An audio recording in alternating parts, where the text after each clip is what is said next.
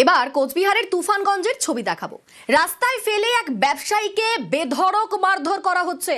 প্রকাশ্য রাস্তায় ব্যবসায়ীকে লাঠি পেটা।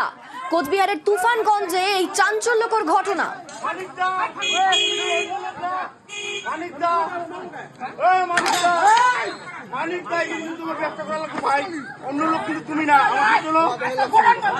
যে ছবি দেখছেন কোচবিহারের তুফানগঞ্জের ছবি, এবং সেখানে ব্যবসায়ীকে রাস্তায় একেবারে বেধড়ক মারধর করা হচ্ছে।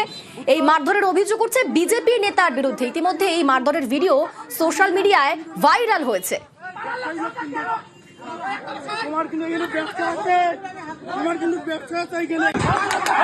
আমাদের সঙ্গে রয়েছেন প্রতিনিধি শুভঙ্কর।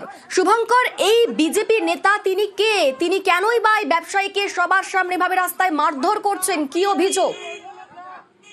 দেখো, যেটা জানা যাচ্ছে, তুফানগঞ্জের এই ব্যবসায়ী যার নাম প্রকাশ দাস, তিনি এই বিজেপি নেতাকে জমি সংক্রান্ত লেনদেনের জন্য এই বিজেপি নেতার কাছে কিছু কয়েক লক্ষ টাকা পান, এবং সেই টাকার জন্য দীর্ঘদিন ধরে তিনি টাকা চেয়ে আসছিলেন, কিন্তু টাকা দিচ্ছিলেন না বিজেপি নেতা। গতকাল তাকে টাকা দেওয়ার কথা ছিল, এবং সেই মোতাবেক ওই ব্যবসায়ী তার দুজন সাথীকে নিয়ে বিজেপি নেতার এলাকায় যান। সে সময়ই তাকে অভিযুক্ত বিজেপি নেতা দলবল নিয়ে তার উপর চড়াও হয় এবং রাস্তা ফেলে মারধর করা হয়, এবং সেই মারধরের ভিডিও কিন্তু ইতিমধ্যেই সোশ্যাল মিডিয়ায় ভাইরাল হয়েছে।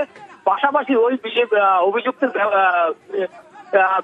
ব্যবসায়ী যিনি মার খেয়েছেন, তিনি বর্তমানে কোচবিহারের এক বেসরকারি নার্সিংহোমে চিকিৎসাধীন, এবং ওই বিজেপি নেতার বিরুদ্ধে কিন্তু ইতিমধ্যেই তুফানগঞ্জ থানায় অভিযোগ দায়ের করেছেন।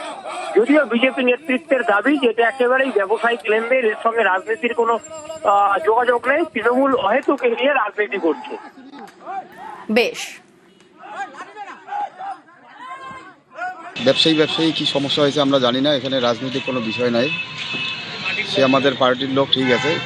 আর দুজন ব্যবসায়ীর মধ্যে কোনো সমস্যা আছে, তাই তাদের মধ্যে একটা সমস্যা তৈরি হয়েছে।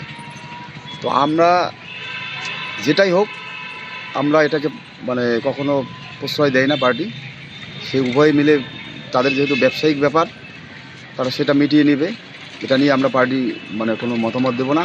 আমাদের একটাই কথা যে ব্যবসায়ী তাদের কি সমস্যা আছে তারা সেভাবে মিটিয়ে নেবে।